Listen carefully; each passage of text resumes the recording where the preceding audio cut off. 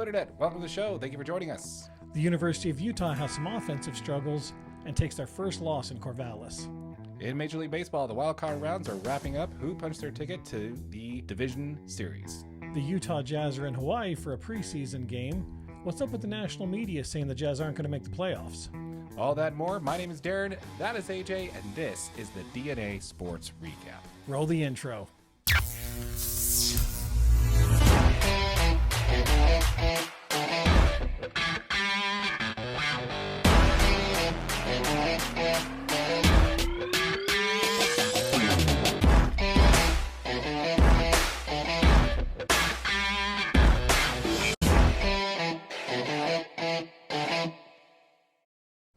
How's it going, AJ? I'm doing good, buddy. Doing good. How are you? Oh, I'm living the dream, man. Living the dream. Let's go ahead and start the show off with a cheers. Always. Cheers to you. And cheers to you, my friends. We're back to Monkey Shoulder this week. Excellent as always, my friend. Tried and always. true. Hashtag not sponsored, but hey, Monkey Shoulder. Reach Hit out. us up. Hit us up. We'd be happy to rep you. So let's go ahead and jump into it. Let's start with the University of Utah. So what happened? Tell me what happened in Corvallis. Well, I mean, if you watched our last video, it's pretty obvious. Just like we called, the offense really struggled to perform. I think Nate Johnson did everything that he possibly could. His passing game is just not there yet. And with that happening, you're going to rely on the ground game to move the ball and be effective. And Oregon State knew that, right? Mm-hmm. They were loading up the box. They had linebackers waiting for all of those running gaps. And they just couldn't get anything going, man. I mean, 198 yards of total offense. 141 of those were passing yards, but 40 of those came from Bryson Barnes in the one series that he was in before he takes that, tough targeting shot right to the chest and ends up going to the hospital. So, yeah, I think Whittingham said in the post-game show that his post-game interview saying, no, you're not going to win a single game in this league, only getting 200 yards of total offense. So no, dude. I mean, you're looking at. I mean, some of the quarterbacks in this conference are averaging 400 yards a game in passing yards, dude. I mean, Michael Penix Jr., Caleb Williams, Bo Nix. That's way too stiff of competition at a quarterback level. You just cannot compete in this high-powered Pac-12 offensive juggernaut with 200 yards of total offense. That's an absolute just not going to happen. Oh, yeah. As far as the offense goes, the University of Utah is averaging 14 points per game against FBS schools. I mean, we mentioned it on a previous video. We talked about it, that at some point a team's going to put up a crooked number against Utah, and is Utah's offense going to be able to respond? I think we got our answer there. I mean, it did mention a lot. People actually did bring this up in the comments quite a bit, and a reason why they thought Cam was going to start, and we'll definitely get to that in a minute. But why they thought Cam was going to start is because he was splitting the reps with the first team during practice. So I don't. That hurt Nate Johnson's chance of being effective this week. I mean, absolutely. I mean, just my opinion, but Nate Johnson needs all of those reps if you're going to count on him to go out there and be successful against any defense. I mean, I think Oregon State's passing defense was a little bit sketch. I mean, we made a couple of passes, but their run defense was, I mean, it's legit, right? Like it was there. It was stopping the run just like we were trying to do. If you can make some of those passes and get it over top of their head, you have a chance to be successful in this game. Unfortunately, Nate wasn't able to do that. And I don't know if it's, being comfortable with receivers or being comfortable with the routes they're running, but he was struggling. Mm-hmm. And the Utes weren't doing anything to get him more comfortable, like give him those first team reps, run some more of those plays so that he's comfortable throwing that deep ball, throwing it at the corners, right? Like he just wasn't there, man. Yeah, let's talk about that. So let's figure out we do have some answers as to why Cam was getting half the reps. And so let's go ahead and jump into that. Kyle Whittingham did give some indications in his post-game press conference. Sorry, not his post-game press conference, his media availability, which was normally on Monday. It wasn't on Monday this week. It was Tuesday. In his press conference interview that he was definitely frustrated. You could hear it in his voice. He's definitely frustrated. But it turns out, there's one guy, there's one doctor who's basically making the call on whether or not Cam is ready to go, which, interestingly enough, is the same doctor that is working on Aaron Rodgers. Yeah, Aaron Rodgers. Yeah, he's the same doctor, so guy's probably busy. But he's waiting for that call from that doctor to say yay or nay. And sometimes they're not getting the answer until the middle of the week. My question is, does this doctor have money against Utah? Yeah, he might. He's just controlling those betting lines, man. I'm telling you. Yeah, let's find out what state he's in. You know? Yeah, exactly. I want to know what sport he's in. I mean, what state he's in. But yeah, so I mean, that's got to be frustrating that you don't know. I mean, we've always kind of had this thought in the background. We talked about it off air. We talked about it a little bit on air of how much is this just the team, you know, kind of presenting the fact that, oh, well, you know, he may start just to kind of keep morale up, even knowing that Cam's not going to be ready. And how much is the team just not knowing? I think we kind of get our answer here that it's literally just the team not knowing. Sometimes they're not getting the thumbs up or thumbs down until, you know, middle of the week. When you have a game start on Friday, that's kind of hard, you know, to decide, okay, yeah, Nate, you are going to be under center to start this game. That's not the way you want your true freshman quarterback, your redshirt freshman quarterback to handle Pac-12 play. Yeah, I mean, especially like you said, on the short week, I mean, Nate needs to get as many reps as he possibly can so that he can be comfortable throwing the football, standing in the pocket. I mean, the dude's an athlete. He's willing to stand in there and take the hit and make the throw, but if he's not getting the reps, he needs to be accurate. And I mean, you can't count on this kid to be successful at that point. So what does this mean going forward? Like, you know, do we see Cam anytime soon with this whole week to week? What's your prediction on when we're going to see Cam rising this season, if at all? I think my opinion is that if we're going to see Cam, it's going to be against Cal. And if we're going to see him against Cal, he's ready to go for the season. Mm-hmm. Right. I think the long-term goal was probably to get through these first 5 games, 6 weeks with the bye week, and give him some time to get healthy and be ready to be out on the field, because the meat of this Pac-12 schedule is just getting started. Right. I mean, we've got a gauntlet of a schedule. Just absolutely. You've got USC at USC. You've got Washington at Washington. Mm-hmm. You've got Oregon at home. I mean, these are games that determine your path to a Pac-12 championship. And I mean, that's the question. Is a Pac-12 championship still in the works here? Yeah, we'll definitely talk about that. But before we get to that, I want to stay on Cam for a minute. Okay. And I want to vent for a second here. Okay. So let's go ahead and talk about this. Now, we get a lot of conversations in the comments back and forth about whether or not Cam's ready. And let's take a step back, okay? Let's look at the average recovery time for an ACL injury. Do you know what the average time on that is? You told me pre-show that it's 9 to 12 months. It is 10 to 12 months. 10 to 12 months. 10 to 12 months. We're in month 9 right now. So, month 9. Remember, this guy tore his ACL this year, in February of this year. January. Was it January? Yeah. I thought the Rose Bowl... Rose Bowl's in January. Okay. The first week of January. Okay, so yeah, it was this year. Yeah. You know, not that long ago. Correct. You know, and 2023. Yeah, it happened this year. Yeah. 9 months ago. We're talking 9 months ago. He you know, it's a 9-month recovery from surgery, basically. He had surgery in February, late February. Probably, did he have surgery in February? I think he had surgery in January. In January? Yeah, he had it like a week after he tore it. Okay. So he probably had it the 2nd or 3rd week of January. Okay. So coming into this game, we have it for 9 months. So the fastest people normally come back is 10 months, right? And it could be as long. That might be your average person in 9 months, though, or 10 months, dude. Yeah. We're talking about a Division I football athlete that is going to have his body absolutely hammered over the next 3 months. Right. So if it's 10 to 12 months, and we're in month 9,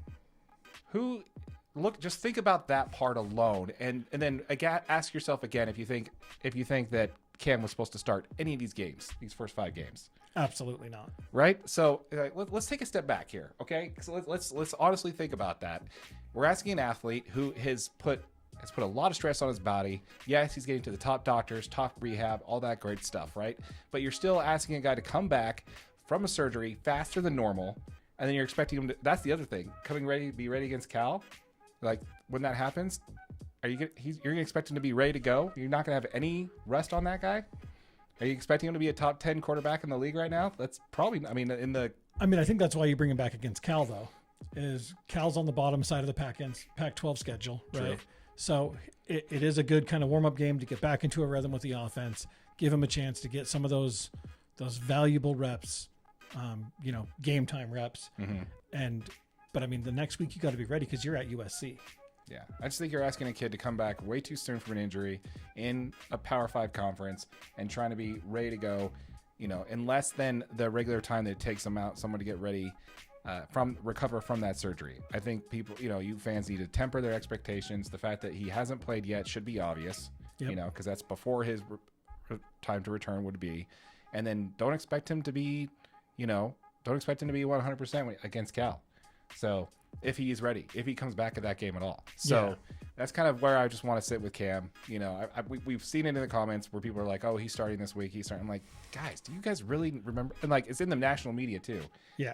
National and local media. Oh, Cam's probably going to be starting. There's a chance that I'm like, dude, he had an ACL tear. That is not something you're going to come back from, 7 or 8 months later. So I don't know. That's just kind of where I'm thinking. And he's now playing on a surgically repaired knee.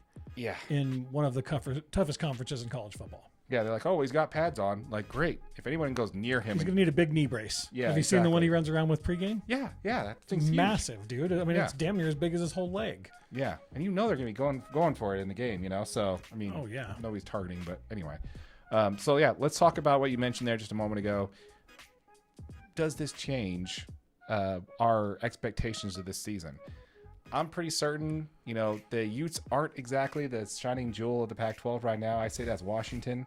Yeah. So is the hopes of a college football playoff, is that off the table now?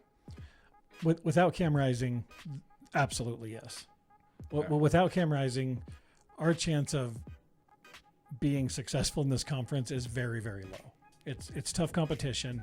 I mean, even the teams that are down and out, having rougher seasons, they're still Division I football programs. Mm-hmm. And we've already seen the Nate Johnson struggling against anybody, right? He's not a super accurate passer.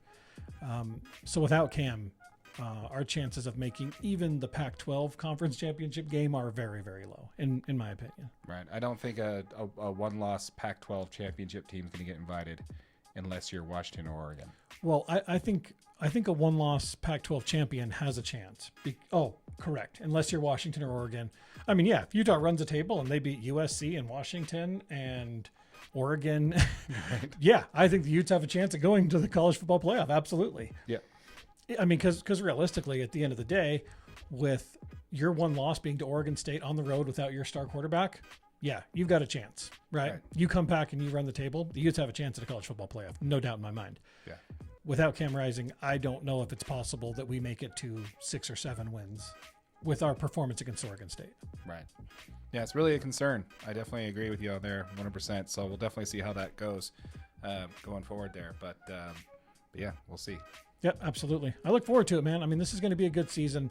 All these storylines are good because it shows you how tough this Utah football team really is, right? The next man up mentality shows. It shows that they're out there playing for each other. It's going to be a good one. Stay tuned down the stretch. Absolutely. On a side note, isn't it kind of sad to realize how many teams that we have ranked in the top 20 in the Pac-12 this year, just to have the Pac-12 go away next year? Tough conference, man. Yeah. Oh man, it's an interesting timing. But yeah, we want to know what you think, folks. Go ahead and let us know in the comments down below what you think. Do you think it's pretty much with that loss? Is it the end for Utah's hopes in the college football playoff? Do you think there is even a chance that the Utes can win the Pac-12 at this point? Is it doom or gloom time? Should we be worried? Let us know in the comments down below. We'd love to hear from you. Also, keep in mind, we are working on a video where we're going to be touring the top 5 places to catch a Utes game. So if you have a local watering hole in the Salt Lake area that you like to frequent that would be a good fit for the video, let us know. We'd love to put it in there and try it out, and we'll get that content out to you. Absolutely. Make sure you guys leave a comment down below. Absolutely. And again, make sure you subscribe to the channel so you don't miss that that video. All right, let's go ahead and pivot. Let's talk a little bit about Major League Baseball, shall we? All right, so with the wild card rounds basically wrapping up, we do know a few things here. So both the American League wild card teams are completely wrapped up at the time of recording. They both swept their divisions, basically. So not the divisions, but they swept their series. The Twins swept the Blue Jays and won 2-0, and they're headed to the ALDS. So first, we want to take a minute to congratulate the Twins. I don't know if you know about this, but the Twins have a consecutive postseason game losing streak of 18 games. Dude, that is insane. It dates back all the way to like the 2004 season, right? Yeah, that predates the iPhone. The Twins haven't won a postseason game since before the iPhone came out. That's pretty bad. So congratulations to the Twins for actually not only winning Game 1, but also winning Game 2. Royce Lewis was a huge standout in Game 1. He's basically the offense. He hit a 2-run homer in his first at bat, and then he followed up in the third with another solo home run, and they won 3-1 off of I believe that was off of Kevin Gausman. So they had their ace out there on the hill. So that was quite impressive. That's awesome. The Rangers also swept their series. They beat the Rays 2-0 as well, 2-0. Yeah. Did you catch some of that series at all? I did. I caught a little bit of it. Okay. I caught a little bit of Game 1. There's a few things that stood out to me. Did you watch either one of them? I watched the first game, yeah. Okay, so tell me what your takeaway is of the first game. I'll tell you what, man, that Tampa Bay defense is absolutely horrendous. Really? They were terrible, man. I mean, I think there was, I watched all the way through about the 7th inning, and I think there was 3 errors at that point, and they were bad ones. Mm-hmm. I mean, they were just really struggling defensively, and there were some plays that weren't even marked as errors. There was one fly ball missed in the center field that hit him in the wrist as he's jumping up to catch a ball, dude. It's just like, that's no good. When you're in postseason play, you guys have got to be dialed in. Yeah. Right? Yeah. And these are the Rays, man. They were in the 2020 World Series. They're constantly in the postseason. And I mean, they were projected to be one of the best teams in Major League Baseball this year. Yeah. So, I mean, what happened? Good question. I will tell this, though. They were both of the games were at the at Tropicana, and it was a playoff game. And what did you say? It was like 70% capacity? Yeah, like 70% capacity, man. There was a ton of open seats. It just didn't even seem like the crowd was into it. I mean, it's probably because Tampa Bay wasn't playing great baseball, but I mean, still, dude, this is your hometown team. You guys are there watching. Like, get into it, man. This is playoff baseball. Yeah, I guess maybe they didn't expect him to go out in the wild card game, so they get like, oh, we'll just catch him in that. Yeah, we'll just catch him in the next round. But I don't actually think that's the problem, man. We've talked about this in previous episodes about it's a terrible place to play baseball. Right. It's gotten so bad that even non-Major League Baseball YouTubers are making videos on it. Penguin Zero, who is a common like gamer type reaction type YouTuber. His hair is longer than mine. I'm a little jealous. And his facial hair is better too. But keep working on it. Yeah, he was even talking about this when people talked about the fact that they lost. And the fact that their game didn't sell out. Every other Major League Baseball, I mean, if you looked at the other teams that had a wild card game, I'm willing to bet you they all had sellouts, or at least close to it. The fact that nobody's going to Tampa Bay games, even in the playoffs, tells you what a terrible idea it is to build a stadium in the exact same city, in St. Petersburg. That's just craziness, man. That's craziness. I just don't get it. All right, so, I mean, it is what it is. So good luck to the Rays. I hope their new stadium does fix their issues that they have, but, it is what it is. So, so we got the Rangers and the Twins advancing to the ALDS against their respective teams. Now, who are they playing? So the Twins are going to be taking on the Houston Astros, and the Rangers are going up against the Baltimore Orioles. Okay, so both the Baltimore Orioles and the Astros had a bye week because they had the top 2 teams in their league. They had the top 2 records in the American League. Right. On the National League team, let's see, I believe Arizona wrapped up their series as well, so they also swept, and so did the Phillies. So not a single wild card series went 3 games. They were all swept in 2. Wow. Okay. So yeah. Not to mention it was every one of them. Oh, with exception of the Rangers, were the higher seeded team. So the Rangers were actually seated below Tampa Bay. Oh wow. Okay. Yeah, so no more baseball tomorrow, folks. So you can just go ahead and look forward to the divisional series. Great for editing. Yeah, great for editing. We don't have to worry about. We'll get this one out pretty changing. Easy. Yeah, absolutely. Yeah. So in the National League, I believe the Brewers are going to be facing the Dodgers. The Brewers. Sorry, the Diamondbacks beat the Brewers, so the Diamondbacks are going to be facing the Dodgers in the divisional series. Hey, Darren, who do you have come out of that Diamondbacks and Dodgers series? Oh, let's go ahead and tease that one for next week, shall we? Absolutely. Who's going to win those? Make sure you guys stay tuned in. Who's going to win those divisions? I thought the Brewers were going to take this one. I actually didn't think the Diamondbacks. The Brewers have been there. They made to the National League Championship Series before. Arizona's been a while since they even were a decent playoff team. And they were struggling down the stretch too. Yeah, so I was surprised to see that. Absolutely. And then the Braves and the Phillies, This is going to be a tough one, man. Yeah. Trust me, I'm a Braves fan, but this Phillies team's like, kind of like we talked about off air a little bit, but they've been there. Yeah, so they were in the World Series last year. They came in as the wild card team with 87 wins or something like that to go all the way to the World Series. I really love their approach. They have a screw defense approach to their team. Almost everybody on their team is a negative plus minus defender out there. So negative defensive rub saved. That's probably not a fair assessment. I'm probably sure there's some in there that are decent, but yeah, they're pretty much all offense, man. Well, I'm going to tell you that I do believe favors the Atlanta Braves, because I'll tell you, they got some bats on that team. Yeah, well, yeah, they do have some bats, and the Braves definitely have better pitching. They definitely have stronger offense. But yeah, I mean, the Phillies are all about, they're all about offense. Absolutely. And so that'll be interesting. We'll definitely see how that one plays out. Going to be such a fun series to watch, dude. I'm definitely tuning in. Yeah, I'm really hoping for a Dodgers Giants division National League champions. Sorry, Dodgers Giants, not Giants. I'm definitely hoping for a Dodgers Braves National League Championship Series. That would be a lot of fun. Go Braves. So we'll see what happens there. We'll definitely cover those as we go forward from there. But yeah, I mean, just really interesting to see which teams made it from there for sure. Yep, absolutely. Going to be a good one, man. Yeah, so stay tuned for more. And again, folks, we want to hear what you think. So feel free to comment down below. Let us know what you guys thought of the Wild Card Series. Did your team make it? Did your team not make it? Or, what do you think about all the teams sweeping their wild card? There was no game 3. Do you think the setup needs to be changed? What have you? Let us know in the comments down below. Yeah, and also, remember, guys, we're on a grind to hit to 1,000 subscribers. Make sure you guys smash that subscribe button for us. Absolutely. We're giving away $500 to $100 to 5 subscribers. So make sure that you subscribe to be available for that. So absolutely. But yeah, so as far as baseball news, I mean, that's pretty much what we need to talk about, except for one thing. What would that be? I don't know if you saw this, but there was a little video that came out from one Trevor Bauer, somebody we've mentioned on the show a few times. Yep. So I don't know if you had a chance to see the video or not, but basically it was Trevor Bauer coming out and stating his side of the story. Apparently he couldn't talk about it because he's under a cease and desist order, so he couldn't speak about it, but he put out a little 3-minute video basically telling his side of the story. Let's first start by saying there are men out there that do terrible things to women, and there are cases of domestic violence and this type of thing where it is valid. A perfect case is Marcell Ozuna. He's on the Braves. He was accused of domestic violence, served his case suspension, came back. He was charged with it. There's video evidence of it, and people saw that happen.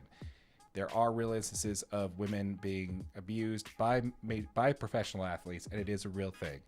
What we're talking about here is in this case, in this situation, where we're running into false accusations that go against a Major League Baseball player at the height of their fame, at the height of their career and their abilities, right after he signed that contract. In the first year, just like that, he's out of baseball. He's out of Major League Baseball. He serves his suspension. He gets this suspension reduced, and not a single team will pick him up. He's basically blacklisted from all Major League Baseball. He goes to Japan. That's exactly my concern with it, dude. I mean, again, this guy's at the height of his career. The accusations are made, and this guy's had to reshuffle his whole life because of this. Mm-hmm. I sincerely hope that he gets a chance. Whether you like Trevor Bauer, you think he's a piece of work, whatever, the dude deserves a chance to pitch in Major League Baseball again. He deserves to pitch on the highest level. He deserves to have a chance to redeem himself and show that he can still play baseball. Because at the end of the day, Trevor Bauer is a baseball player, and he's a good one. Yeah, he's an entertaining one too. He makes Major League Baseball better when he's able to come in and control games and be the guy that won a Cy Young Award 3 years ago. Right. Yeah. So, I mean, I am a Dodgers fan. I was super excited when he signed with the team. I actually didn't really like the guy. I thought that he was kind of, some of the antics he has off the field. He's a personality for sure. He did disrespect his manager by throwing the ball over the center field wall when he came out to pull him out of the game. Yeah. That was disrespectful. He does kind of go at fans in the comments sometimes and pull up videos and posts of underage drinking to kind of get them in trouble. He gets engaged in the dirt a little bit too much. He missed a playoff start because he cut his hand on a drone. He's not exactly he's not Shohei, he's not Mike Trout for sure. I think people forget that these guys are actually people as well as Major League Baseball players. all the hate that some of these professional athletes take. Yeah, I mean, Kevin Durant does it with his burner phone. You know what I mean? I mean, there's a lot of athletes do that stuff, whether they get caught doing it or not. But at the end of the day, I mean, they're still human beings that are just getting their name trampled all over in public comment sections. You know what I mean? And I think it's tough to kind of hold back at some points. There is a limit. You can snap back, or you can be Anthony Rendon, right? Where you're reaching up and trying to slap players. Yeah. There's definitely a line there. And has Trevor Bauer crossed that line? I don't know. There is a lot of players out there that just, yeah, exactly. There are a lot of players out there that don't want Trevor Bauer on their team, and has nothing to do with the accusations. So, interesting news that came out right after the season's over and the Wild Card Series starts, that this information comes out, and that Trevor Bauer basically is, found, acquitted of basically all wrongdoing, which he already was. He was never arrested, was never charged with anything. And basically all this additional information coming out about the accuser just trapping him, basically. Yeah. And I mean, we talked about this with an NFL kicker that was drafted by the Bills earlier this year, how he, everybody said he was a piece of work for assaulting somebody at a college party, and turns out he didn't stand down. He faced it. He went to trial, and he was acquitted. And now he's got an offer with the Jets. I think he got ability to try out with them again. Yeah. So. Yeah, it's just some of these players are having their careers ruined before they even get started. So, which is just absolutely crazy, dude. Yeah, and again, we don't want to put this on everybody. This is not the case all the time. There are real victims when it comes to this kind of domestic violence and stuff like that. So we definitely, when it comes to those people do deserve what's coming to them. Absolutely. Yep. Just in this case, we hate to see it, basically. Yep. And if you watch the video, make sure you leave us a comment down below. Let us know what you think. I mean, we want to hear your guys' opinion on Trevor Bauer and that whole situation. Yeah. Do you think he should be allowed back in Major League Baseball? I mean, there's a lot of players that did a lot worse, and that are playing in sort of 20-game suspension. Still active. Back. Yeah. Exactly. So, do you think Trevor Bauer deserves to come back to Major League Baseball? Let us know in the comments down below. Absolutely. Mm-hmm. All right. Let's go ahead and pivot over to... All right, so let's go ahead and talk a little bit about NBA, shall we? Yep, I'm ready. Okay, so let's go ahead and first talk about the trade this week that went down. It basically kind of was like an Uno reverse from the Boston Celtics here. They traded for Drew Holiday from the Blazers. Right. Holiday was involved in the Damian Lillard trade. Mm-hmm. So he left the Bucks, went to the Portland. Portland immediately notes that they're looking to move him. Obviously, just kind of respect for Drew Holiday. He's looking to be on a contender. Right. He's been in the league a long time. His first year was in 2009. So he's been in the league a long time. He deserves to play somewhere where he's going to be competing for a championship. Right. The Blazers make a move, send him to the Celtics. This is a huge pickup for the Celtics, man. Oh yeah. Huge pickup. Oh yeah. I love it, man. You go from being on the team who was favored to win the East, then you're traded to Portland. And then now the team that was second tier trades for probably the most key piece other than Giannis on that Bucks team to come back to his team. Totally agree. To the Celtics. I think this was a brilliant move by the Celtics. Mm-hmm. I think the only thing that's really going to get in their way is their inexperience at coaching with their head coach. But yeah, I mean, now you got a starting lineup of, you've got Drew Holiday, you have Jason Tatum, you have Jaylen Brown, you have Kristaps Porzingis, and Al Horford. That's your starting five for the Celtics. Yeah, I mean, obviously your concern is a little bit with some of that bench because they traded some of that bench depth away. Yeah, they did. To get Drew Holiday. Yeah. But Drew Holiday's a huge pickup, man. I mean, he's a scoring threat. He's obviously the best, I mean, in my opinion, the best two-way defensive player, two-way guard in the league, period.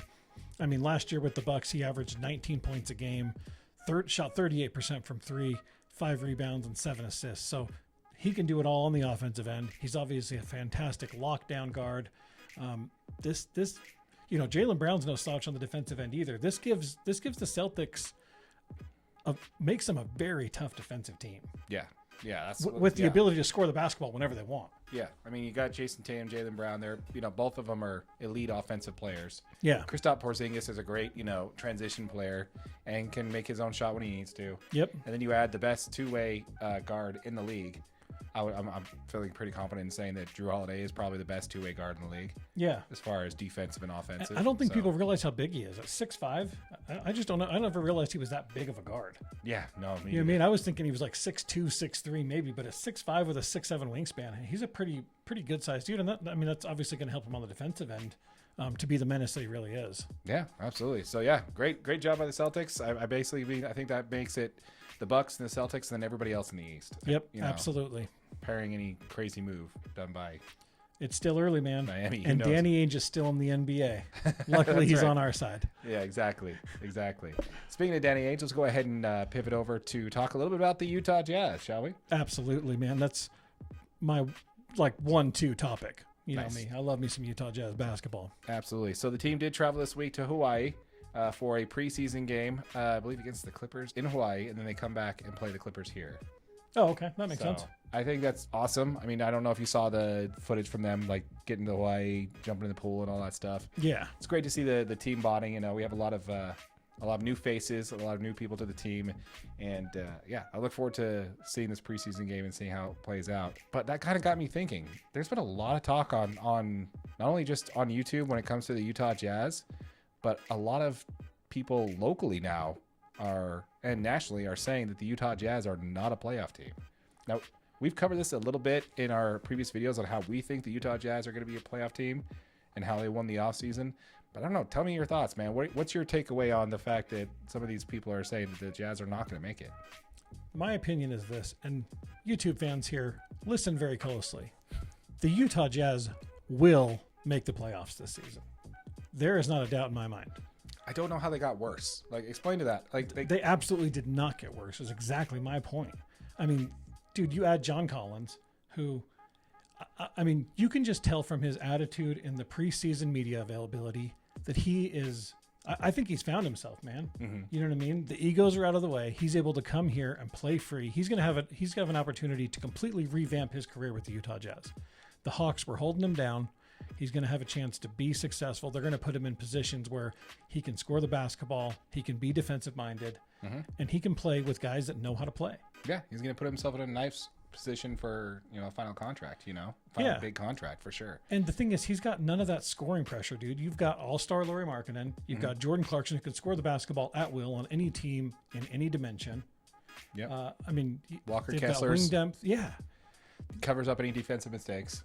This team is so much better than national media is giving them credit for.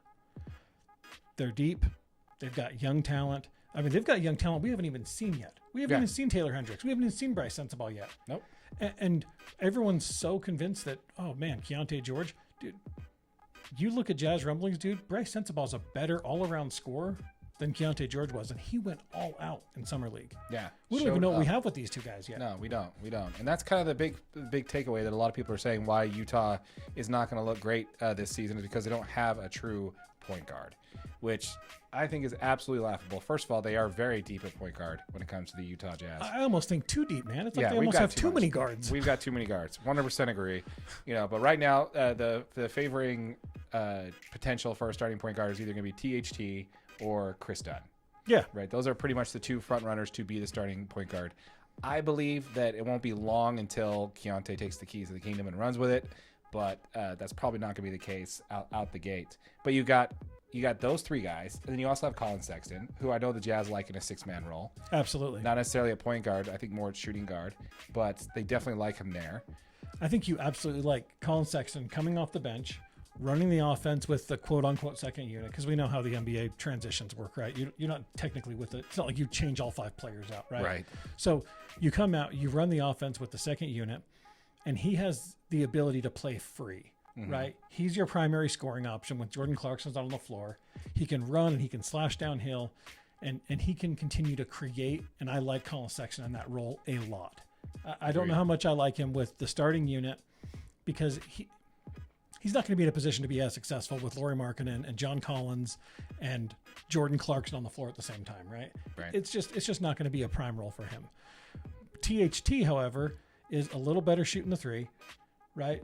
So you give him the starting unit the ability to space the floor a little bit and then create space for some of these slashers. Lauri Markkanen plays well in that scenario. John Collins needs a little bit of space to play in.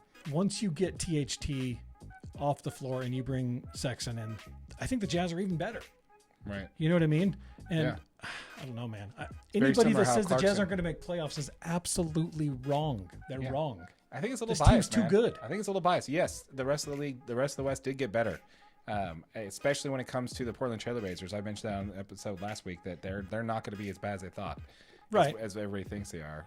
But we knew not there gonna was be some better than big Utah, though. changes coming once they moved Lillard, right? Yeah, The yeah. big question is what package are they going to get back for him? They made some good.